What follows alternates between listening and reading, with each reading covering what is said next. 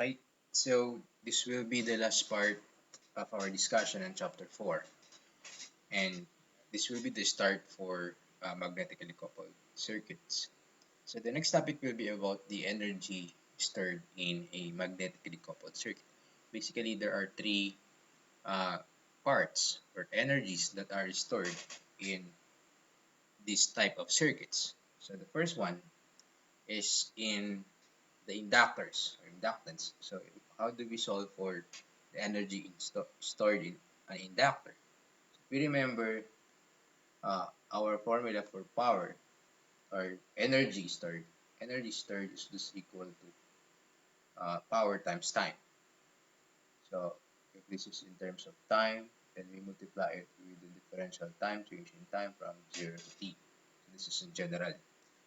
Now, here in the power in an inductor, so what's the power in inductor? E in an inductor will be equal to, you know that power is always equal to the voltage times the current. So these are instantaneous values. And we know that the voltage in a coil, in inductor, we already uh, discussed this one. It's equal to the inductance times the change in current with respect to time. And this is the voltage. This is the induced EMF. It's negative, but we want to solve for the magnitude of the power. So you just multiply that by that and times multiply it again with the current. So this is the general equation for the power. Now, if we substitute this one here, this formula, energy now will be equal to integral of L times that one. We can remove L, it's a constant. Then what is the remaining? Here we have the current times di. So dt will cancel out times dt. So from 0 to I. So if we integrate this one, what will happen? Then this will be equal to, from integral of I, so we can just make this one I, or this one small I, small I. So we have here from 0 to positive I. So let's make this one small I. Then we integrate, what's the integral of I times di? It should be I squared over 2. But this is from 0 to I, so upper limit minus lower limit. So the energy in an inductor with the inductance L will be 1/2 L times I squared. So this is the stored energy inside an inductor. So here, in a coupled circuit, we have two inductors that are involved. So we have L1 and L2. So they are both storing energies. And we also have another term because they are uh, magnetically coupled. So there's a mutual inductance between them. And remember, if there's an inductance, it also stores energy. And that energy will be equal to this one. It's equal to the mutual inductance times I1 times I2. So if you look at the unit, it's still the same. The unit for inductance times the square of the current. Here, the unit of the inductance M times I1 times I2 is still the square of the current. Square ups. So this will be the total energy that is being stored on a magnetically coupled circuit. Now there's a plus and minus in the formula, and this plus and minus will be determined on the next topic in the dot convention. So what's a dot convention? So a dot convention, if the current in one coil, so this is the convention, this is a way, this is a method or uh, it's a method which gives information about the polarity of the voltage of the induced EMF. This is very useful, especially when we are formulating KVL equations later on. So, and it's somewhat complicated, so you need to study this one. If the current in one coil enters its dotted terminal, then the induced EMF at the other coil will have a positive polarity at the dotted terminal of the other coil. Or if the current leaves, then it's the other way around. So here, this first part here, so the current is entering, the first figure here, the current is entering. So the voltage at the dotted terminal is positive.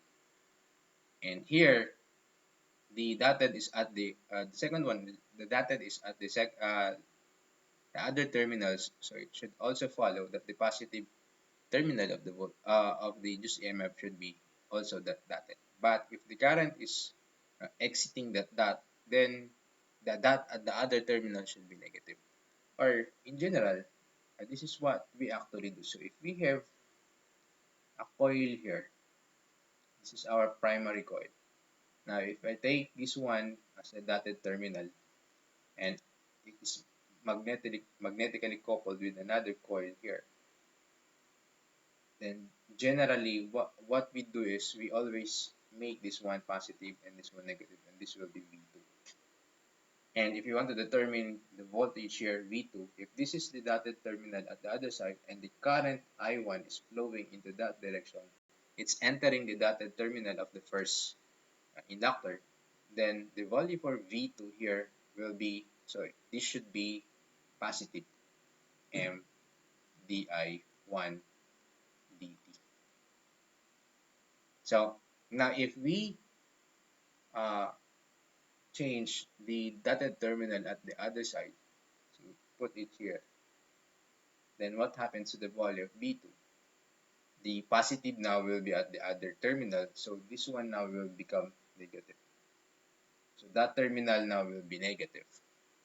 That what it means of a dotted terminal. And if the current is leaving the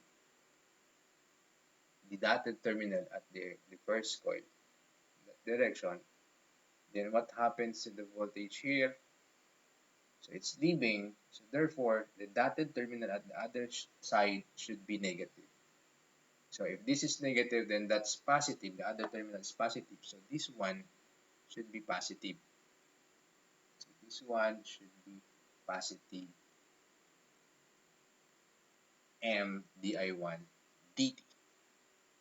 And if we, again, for the last part, change the other dotted terminal into this terminal, then this one should also be at a negative one. So it's leaving the other terminal, then the terminal of the other coil should be negative. It's entering the dotted terminal of the first coil, then the dotted terminal at the other side should be positive. So that's that convention. So remember that one. That will be very, very useful for us later on in discussing some magnetically coupled circuits. Now let's take the first basic types of circuits. So the first one is the series link inductors. So these are link that are in series. So in this case, it's connected to the other coil and they are magnetically coupled. And usually before, if we add inductors, we just add them L1 plus L2. But this time, because they're magnetically coupled, so there's a mutual inductance between them. So we need to consider the mutual inductance. And there are two types of series link inductors. The first one is series aiding. What is series aiding? Series aiding is when if you look at the dotted terminal here, they are adjacent with the other side. So if this is the arrangement of the dotted terminal, then the total inductance now will be a positive. So L1 plus L2 plus twice the mutual inductance. So this is called the series aiding. The other one is, we call it, if the terminal is at the opposite side of the terminal, there's no dotted in the connection between them, just like unlike the series aiding, which is one terminal should be dotted. Here there's no dotted, or they are both dotted. It can also the other way around. Then this means that it's series opposing. So if it's series opposing, you put here minus 2m. the total inductance will be L1 plus L2 minus 2M. So we need to include the mutual inductance. And we already know how to solve the mutual inductance. It's the coupling coefficient times L1. Uh, so here, so we can say that L total should be equal to L1 plus L2 minus 2 times the mutual inductance, which is K times the square root of L1 times L2. So you can also use this one plus or minus. It's either aiding or opposing. So this is also another formula in terms of coupling coefficient. Okay? Next. So how about in parallel? So if it's in parallel, so they are connected across. So it's still, there are two types here. We have still aiding and opposing. So for aiding, they have the same position for the dotted terminal here. So therefore, they are parallel in aiding. So the formula will be this one. L1 times L2. We need to subtract minus M squared. Then at the denominator, L1 plus L2. And we still need to subtract minus 2M. So this is parallel aiding. For parallel opposing, so you just change the sign at the bottom. You make it positive to make it parallel opposing. And this is the arrangement for parallel opposing. Okay? And let's take an example. The equivalent of two inductance connected in series is zero point 0.6 or zero point 0.1 Henry, depending on the connection. If L1 is equal to zero point 0.2 Henry, find the mutual inductance and the coefficient of coupling. So they are connected in series. So there are two types of connection in series, either aiding or opposing.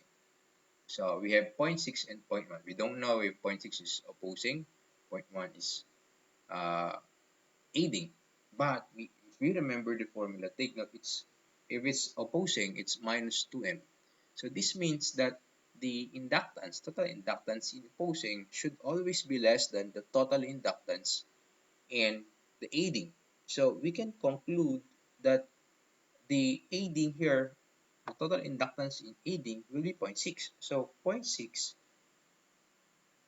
will be this equal to L1 plus L2, and this should be plus 2M. This should be aiding. Why? Because it's greater than the other one. It's always greater than because it's plus. But if it's negative, then it's the smaller one. So it's 0.1 L1 plus L2 should be minus 2 twice M. So we can call them equation 1 and equation 2. So this can be our equation 1. This can be our equation 2. Then we can subtract them to solve for what we want to solve for the middle inductance. So given L1 to be zero point 0.2 Henry and given the total inductance. So here, if we subtract them, what happens? If we subtract them, so we can solve for so this is minus the whole thing here. So 0.6 minus 0.1 is 0.5. And this should be equal to L1 minus L1, 0 plus 0, L1 tapos, and 10 minus negative 2, this should be plus 4M. This plus 4M, 2 plus 2. So from here, we can solve for M. M will be equal to 0.5 divided by 4, and it's equal to 0.125 Henry. So that's the value of the mutual inductance. Next, how about the coupling coefficient? So the formula for the coupling coefficient. So remember, M is equal to K square root of L1 times L2. But we don't know L1 and we don't know L2. We know M. We already solved M. We know L1 is given. It's 0.2. But we don't know L2.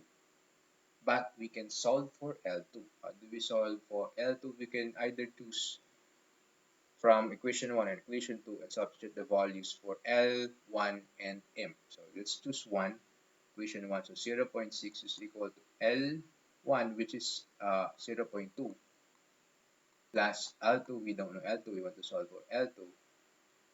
And then plus 2 times M. M is 0.125. So solving now for L2 here, L2 will be equal to 0.6 minus 0.2 divided, minus 2 times 0.125. So the answer is 0.15 Henry. So we now know L1, we know L2, we also know the M. So we can now solve for the K, or coupling coefficient. So 0.125 equal to K times the square root of L1 times L2. So this is 0.2 times 0.15. Then if we solve for K now, K will be equal to 0.125 divided by the square root. So the answer here will be around 0.722,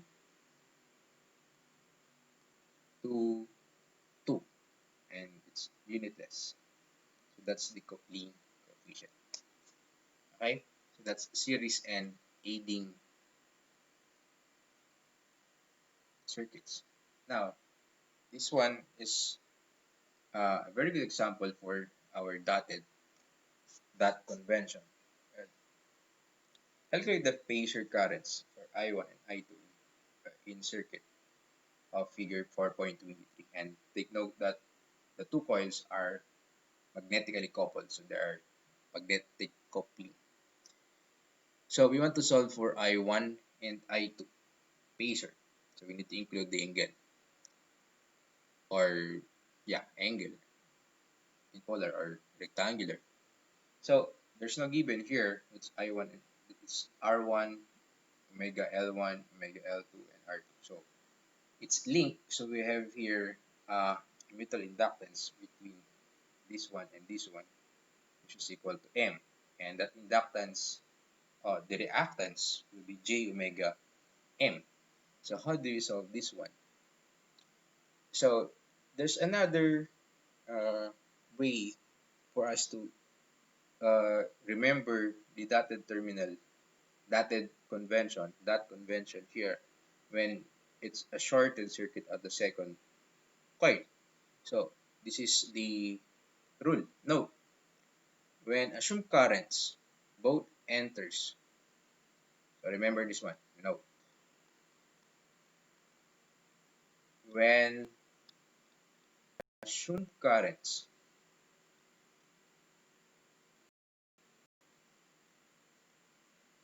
both enters or both leaves,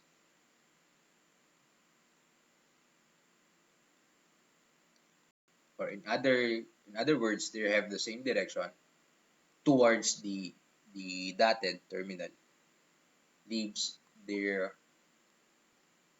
dotted terminal. Then when we apply KVL here, when we apply KVL, so we choose the sign for M, then the sign of M of terms that includes M, M terms will be the same will be the same as the sign of L terms. If you have inductance L, L1, L2, it should be the same sign with M. If and only if the assumed currents from both sides are entering or leaving at the same time. Otherwise, if they're opposite, then it should be negative. Then Otherwise, the sign should be opposite. They have they should have opposite. Otherwise, the signs are opposite. So when are the signs are opposite? If the other one enters while the other one leaves, or the other one leaves, or the other one and the other one enters. So that's the conditions. So if you know this one, it's much easier for us to apply KVL now because we know this that convention here. So we can now start. We can apply KVL for I1 at loop 1. So what will be our KVL equation? So we start with positive V1 here, positive V1. Then we have minus I1 times R1, then minus J omega L1, so that's the reactive reactance, X L1 times I1. Then we need to include the, the mutual inductance here. And what will be the sign of that mutual inductance? Just like what we said here, in our assumed direction, the current I1 is entering the dotted terminal. The current I2 is leaving the dotted terminal. So they are opposite. So the sign should also be opposite. So here, the sign of L is negative. So we need to add here M, J omega M.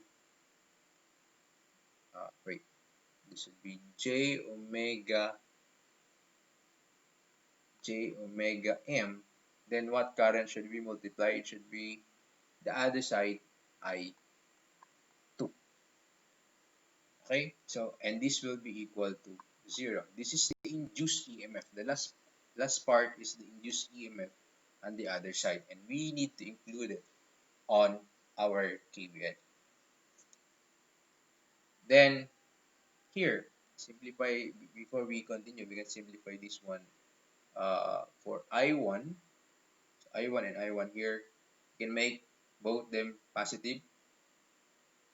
So we have R1 plus J omega L1 times I1. Then it should be minus, put it on the other side, J omega M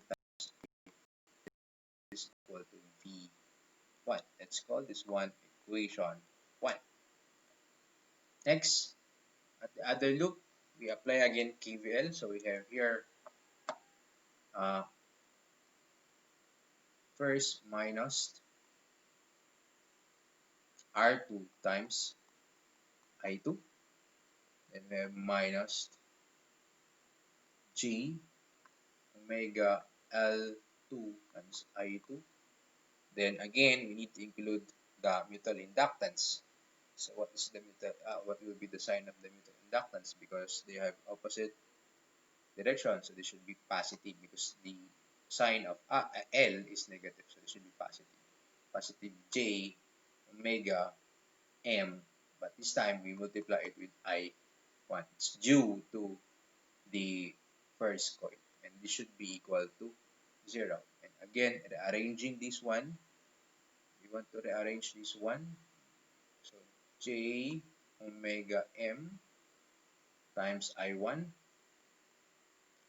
Then we have, or we can make this one negative so that this R2 here will be positive, positive R2, and this also positive J omega L2 times I2.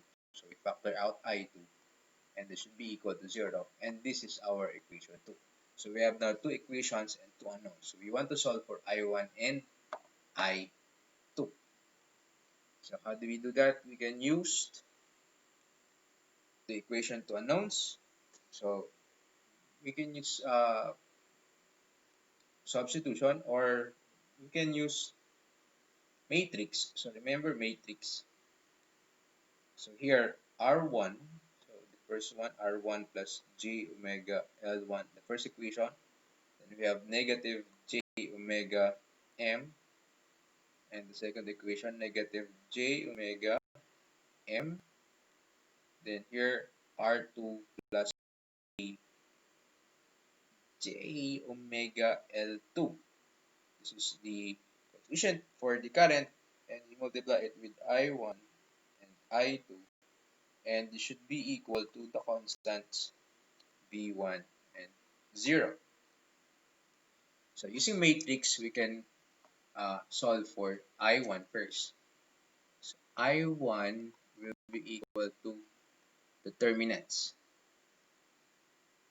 So remember determinants, how do we do this one? So here, at this one, if you want to solve for I1, just remove the coefficient of I1 and change it with the constants. So we have here V1, 0. So these are the coefficient of I1s. Then we retain the other coefficients for I2, omega M, R2, E, omega L2.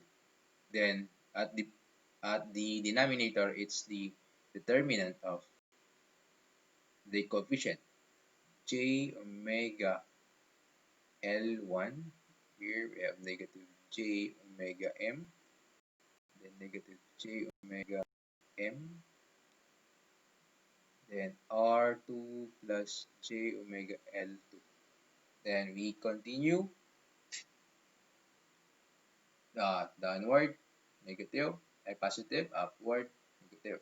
So here the other terms is negative 0, so we only need to know the other one, R2 plus J omega L2 times V1, and it's positive, it goes downward, V1. Then we divide it with the determinants, which is this one times this one positive and this one times this one negative. So here we have R1 plus J omega L1 times R2 plus J omega L2. Then we subtract, so the upward, negative J omega M times negative J omega M. So, or we just square it, omega M square. But what is J squared? J squared. J is equal to square root of negative 1. So square it, then it will be equal to negative 1. Negative 1 times negative, so it will be positive. So our I1 now will be equal to V1 or R2 plus J omega L2. This one, we multiply it with V1, or before we multiply it with V1, we have the denominator R1 plus J omega L1 plus R2 plus, it's my multiplication. This is times R2 plus J omega L2. J omega L2. Then minus minus, so this will become plus. Plus omega squared times M squared. And we multiply this one with V1. So this will be our current I1. Then for I2, you do it again, and you will arrive with this one. I2 will be equal to R2. Wait, it should be R2 plus J omega L2 all over.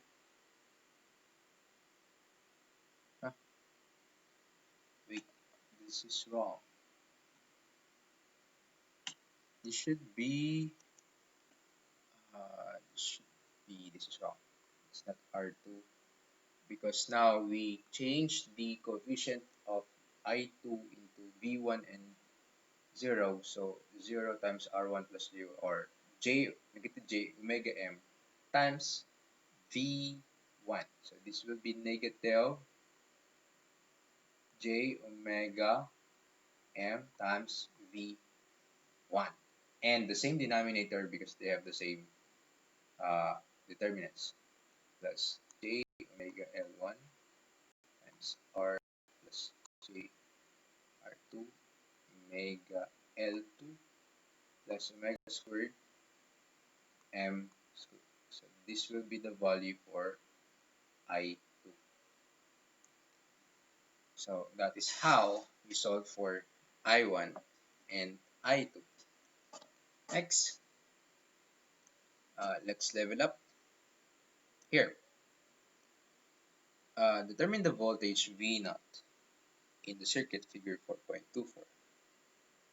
So we want to determine V0 here. So the assumed currents are both uh, uh, entering. I1 is entering, I2 is also entering the dotted terminal. So therefore, the M terms should be the same signs of the L terms. So let's now take the KVL for the first loop, I1. So we have here 6 angle 90 degrees. Then minus 4 ohms times I1. 4 times I1. Then we have minus J8 times I1. Then again, we need to include our mutual inductance here, which is J1 or J ohms. So what will be the sign? They are both entering. So it should be the same sign as our L's. What are our L terms here? It's J8. So it's negative. So it's also will be negative for our omega mutual inductance. So Jm times I2. So this should be J times I2 or Ji2. And this should be equal to 0. And rearrange again this one just like what we did before. So this will be 4 plus J8 times I1. Then we have plus Ji2. And this should be equal to 6 angle 90 degrees. So this will be our equation 1. Next, for the next loop, so we have here negative 10 ohms times I2. Then we have minus J5 times I2. Then for the mutual inductance, it's the same sign as the inductance, self-inductance. So this should be minus J times, this time we multiply it with I1 instead of I2. And this should be equal to 0. Arranging again.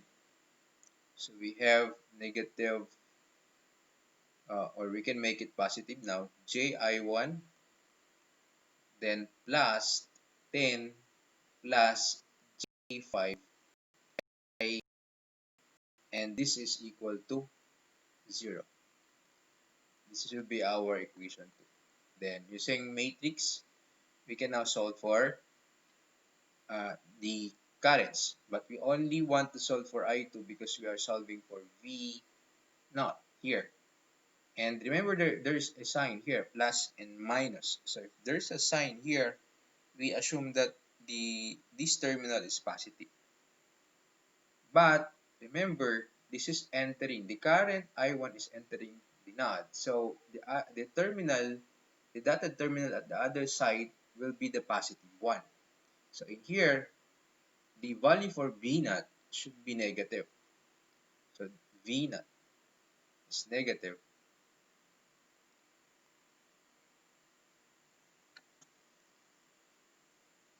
And this will be, wait, uh, should be negative V naught. Wait,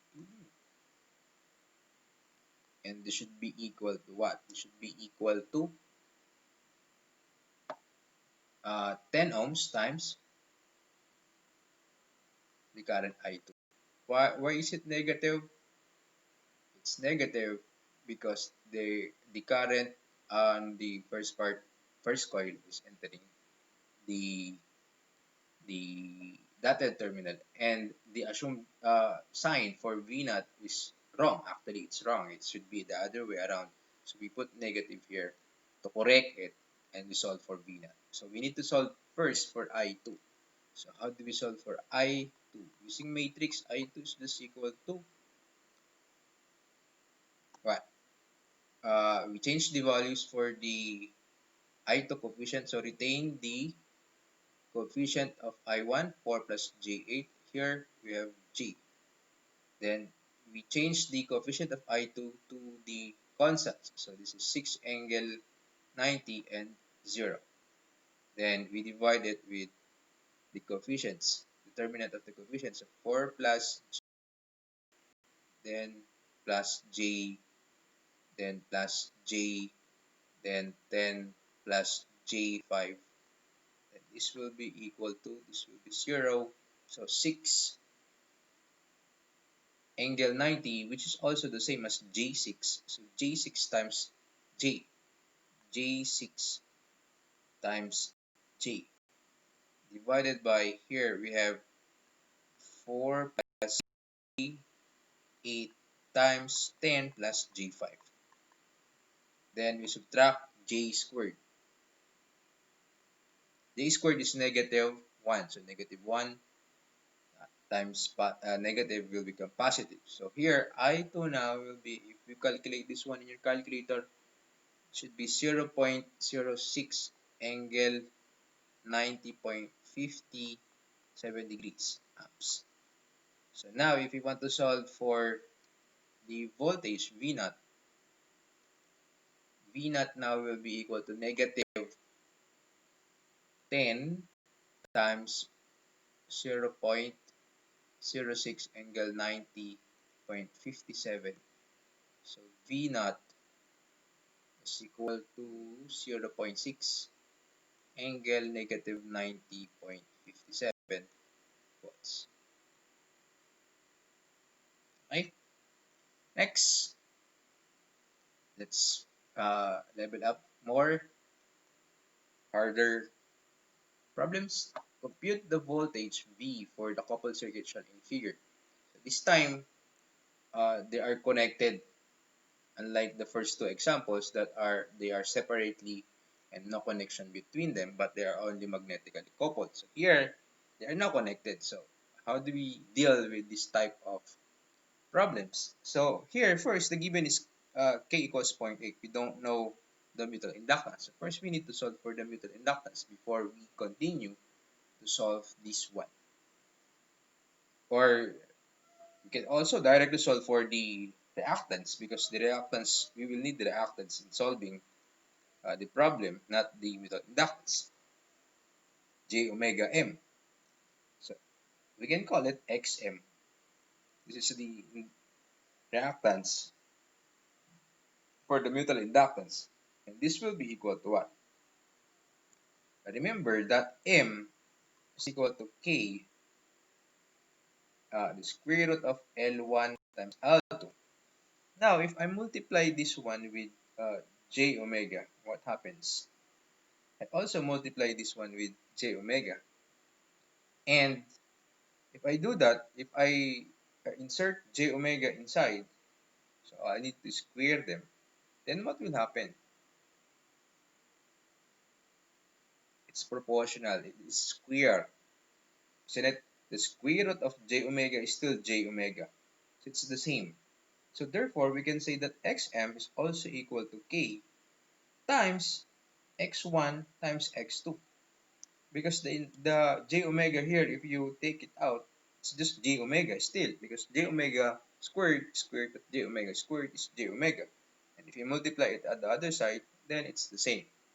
So we can solve it directly. So this will be equal to 0.8 times x1 times x2. So what is x1 and x2? We have J5, or just the magnitude. You only need the magnitude. 5 times 10. So xm now will be equal to 5.66 ohm or J 5.66 if we include the angle. So we now know the mutual inductance, mutual reactance, then we can now apply our KVL.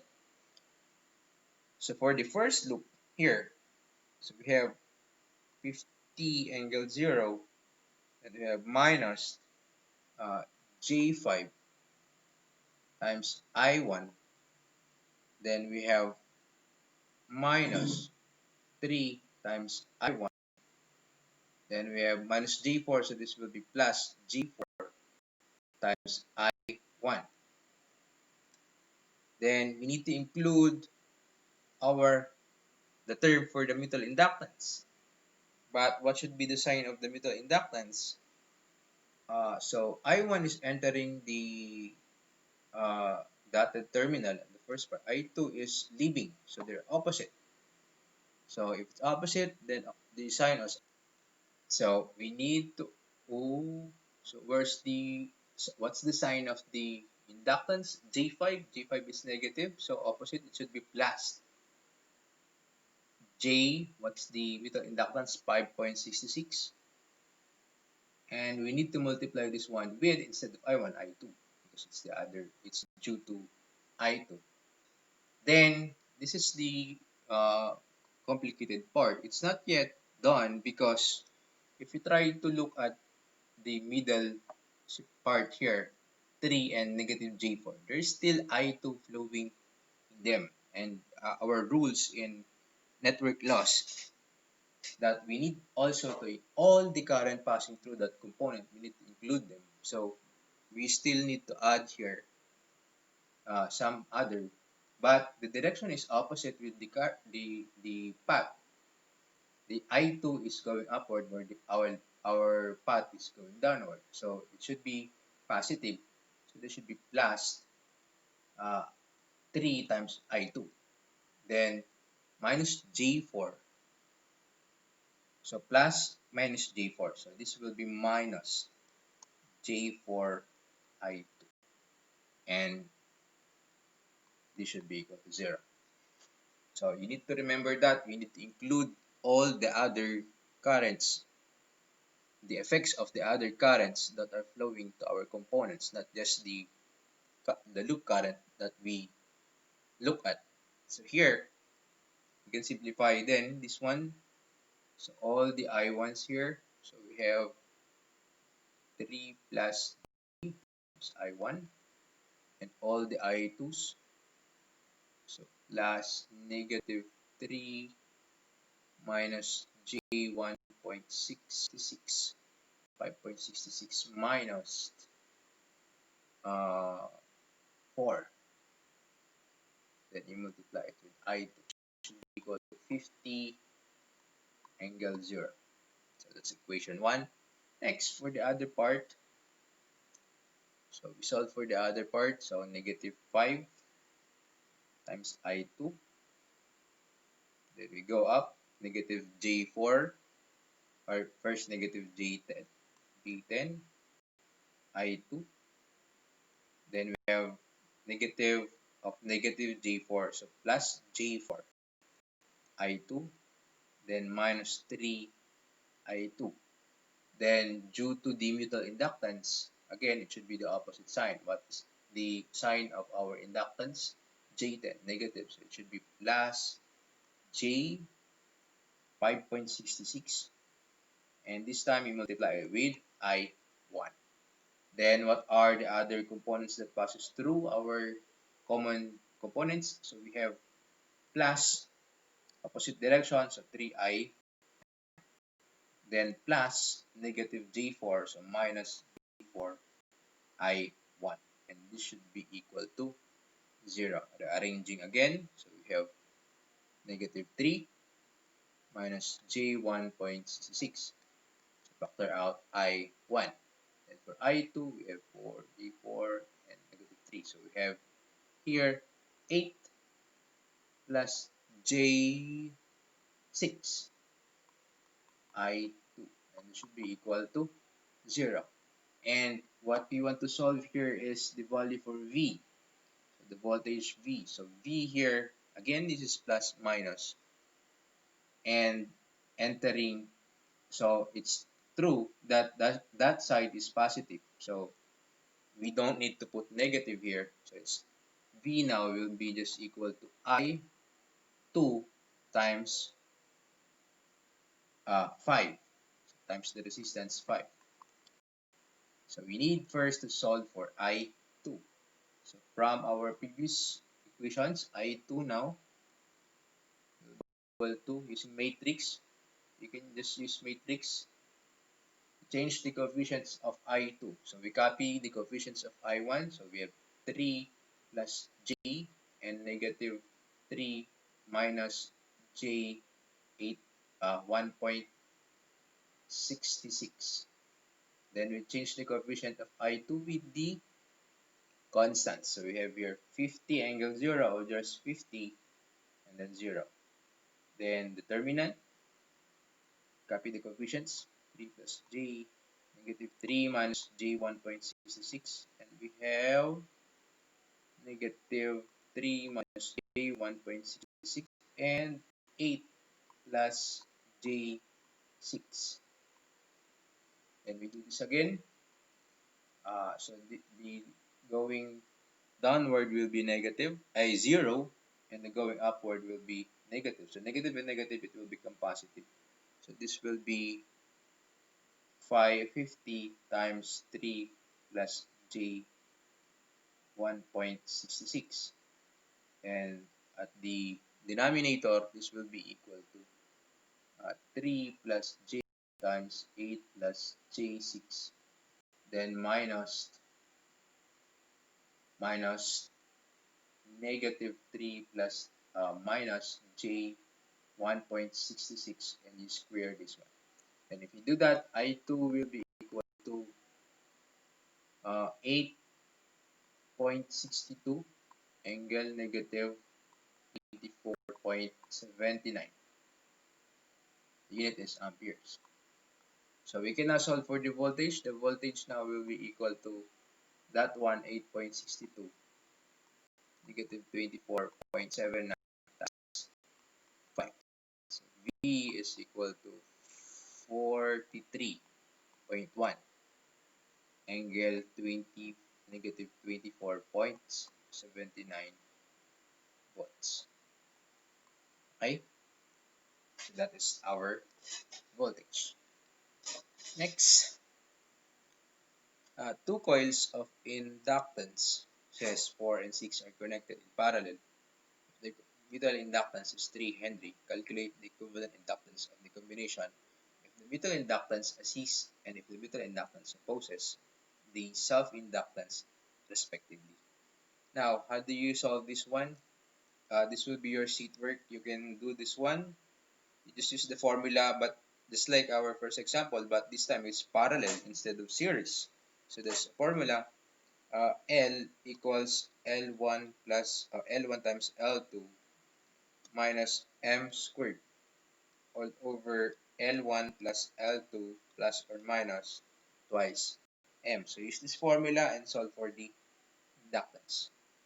The answer will be L equals 3.75 Henry, and the other one for the opposing 0.94 Henry. Next, this is another hard example.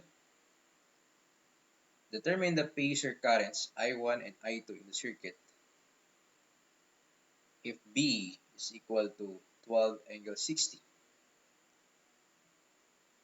And again, to do this one, you repeat the procedure that we did. Take note of the direction of the currents and take note of the currents that passing through the components that we are looking at.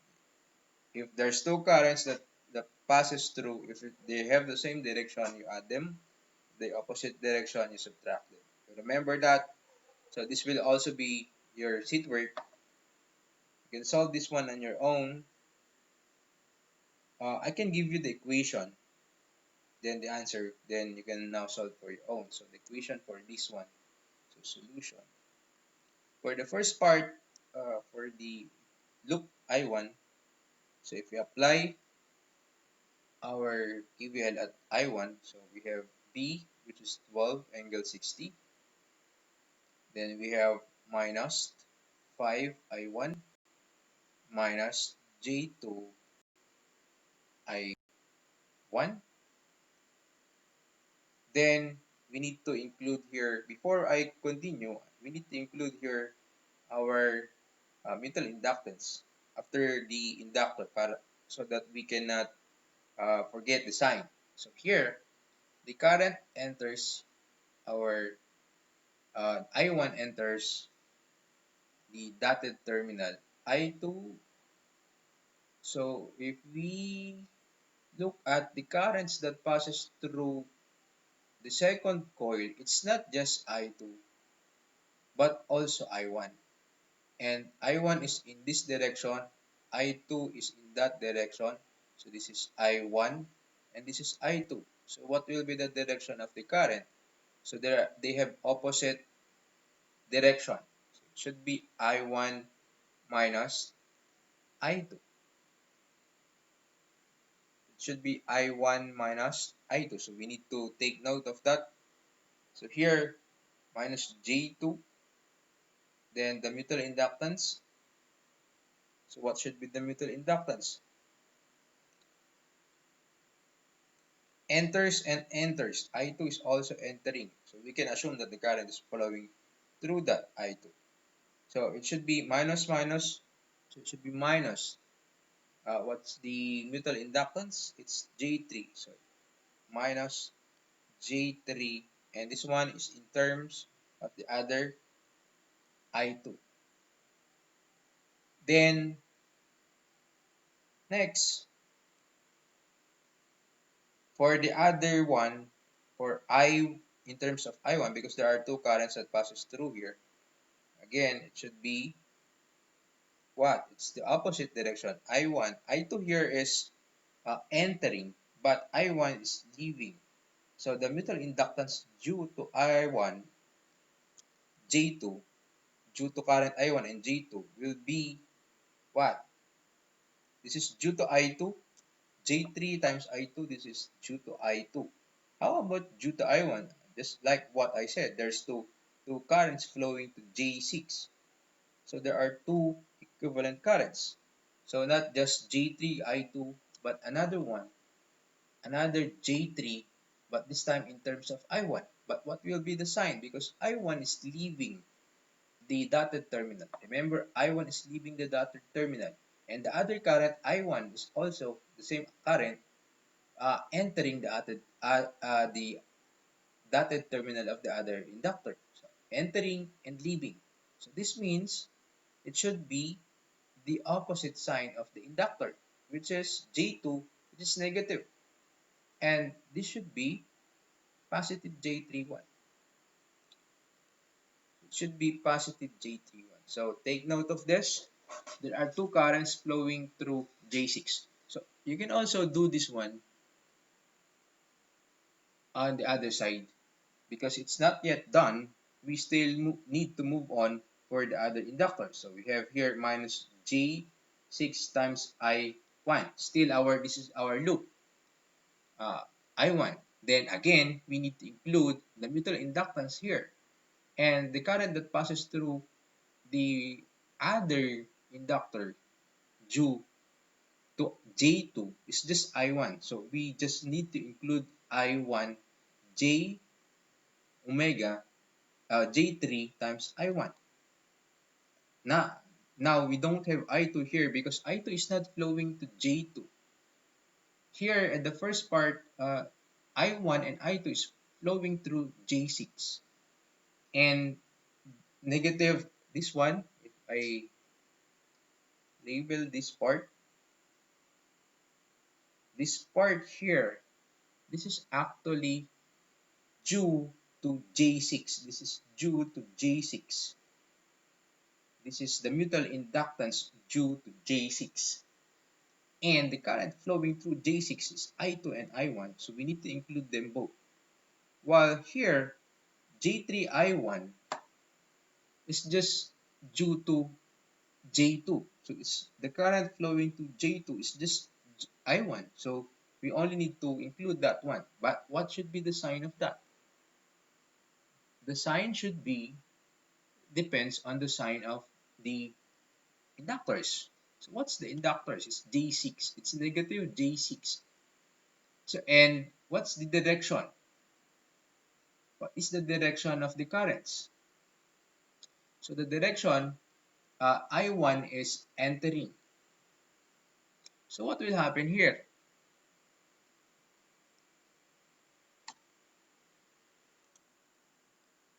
What will happen here? So we look at the direction of I1 and also I1. Here, in the J2, I1 is entering the dotted terminal. In J6, I1 is leaving the dotted terminal. So they are opposite. So it's minus 6, J6. So here, this should be plus J3, I1. Okay? But it's not yet done because there are also other current that passes through J6. It's not just I1. So we need also to add another term. It's due to I2. And that will be plus J6 I2. So this is the other current that passes through J6. It's not just I1 but also I2. And the direction of I2 is in the opposite direction of I1. So it should be plus. If they have the same direction, then it should be minus. And this should be equal to 0. And that is equation 1. You use that one for equation 1. For equation 2, what will be our equation 2? So if we apply again our KVL at I2, so we have negative J4.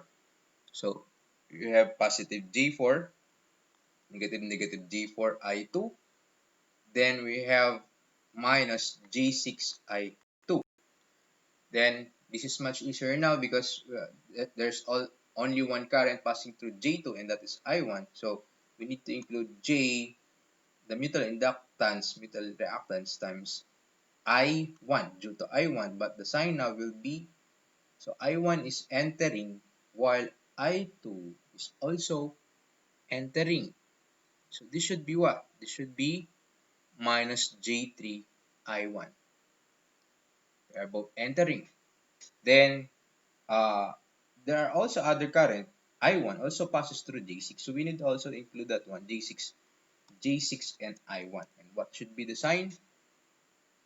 It should be positive because of the opposite direction. I1 is in the opposite direction, so it should be plus.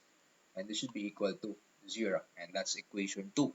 And if you solve that one, these are the values. I1 is equal to 3.22 angle 86.57 degrees. I2 is equal to 2.15 angle 86.57 degrees amps. Okay? So that is for magnetically coupled circuits. And the last discussion here in chapter 4 is about ideal transformer. So I will only discuss this one. We will not have example for this one because you will be discussing this in your uh, AC machines. So it's just a brief introduction. An ideal transformer is one with a perfect coupling. So this means that K is equal to 1 for ideal transformer. Remember, this is ideal. So this means that it's lossless transformer. The inductance at each coil are infinite. N1 here is called the primary coil. For a transformer, we call it the primary coil, and N2 we call it the secondary coils, or the primary side and the secondary side. And the ratio between them, N2 over N1, here, which is equal to, this is the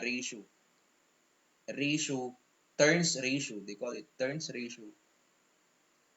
And this turns ratio or transformation ratio, uh, if it's positive, if A is greater than 1. So what does this mean? A is equal to n over n1. So this means we call this transformer, if A is greater than 1, we call it step up transformers. They are called step up.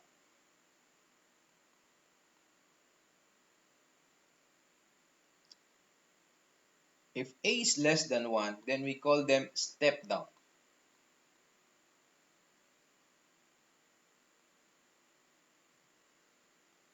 transformers. And if A is exactly equal to 1, then we call them isolation transformers. They are only used for isolation, not for stepping up or stepping down the voltage. The main use of transformer is to step up or step down the voltage. That's the main use. But we can also use them to isolate a certain circuit from other circuit so that they don't have any connection, that they are only magnetically coupled. So these are some formulas here. V2 over V1 is equal to N2 over M1. So the number of turns also depends uh, how much we can step up or step down our transformers here. And it's inverse for the current. When we increase the voltage, of course, the current also decreases because of the power. We have a constant power. If you want to increase the voltage, you should decrease the current. Or if you want to decrease the voltage, you need to increase the current. It's the other way around. You cannot increase the current, increase the voltage at the same time because you're increasing the power.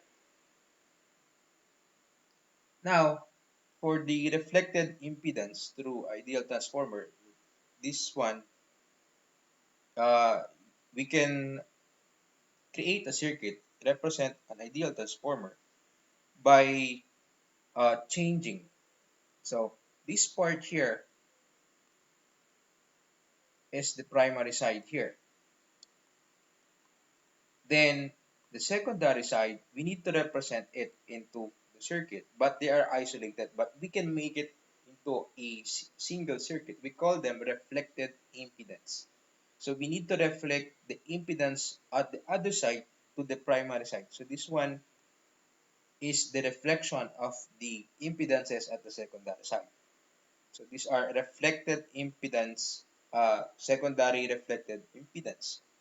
So you just divide it with A squared. If you uh, reflect the impedance from the secondary to the primary, you divide it by A squared. So this, we have two impedances here, Z2 and ZL. So if we reflect it on the other side, we divide both by A squared. Or we can add them first when we divide, then we divide it by A squared, still true. So the same. But if we do that in the other way around, instead of dividing by A squared, we multiply it with A squared. But this time, we also need to include the voltage, V. We reflect also here at the first part, there's only impedances that are in the second or secondary side. But if the secondary side includes voltage also here, if we have a voltage here, V2, we need also to add it or reflect it to the other side here.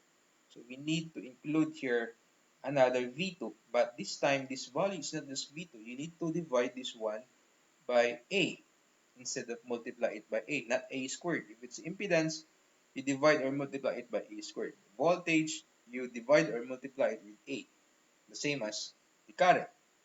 So that's equivalent circuit reflected at the primary side. This one is equivalent circuit reflected at the secondary side.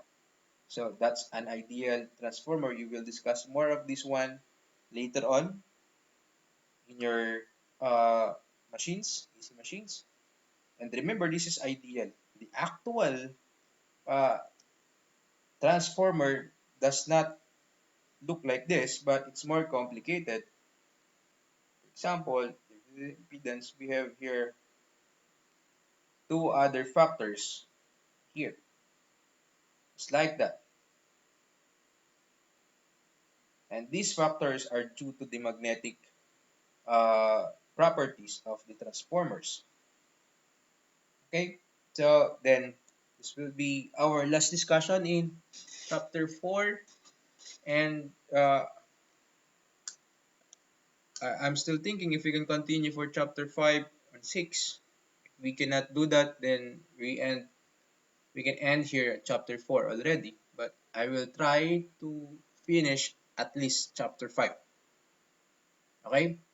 And next week will be, or this week will be your exams, series of exams. So each chapter and midterms and finals. Any question, you can post a comment on Edmodo for your questions and inquiries and other things. Okay? See you.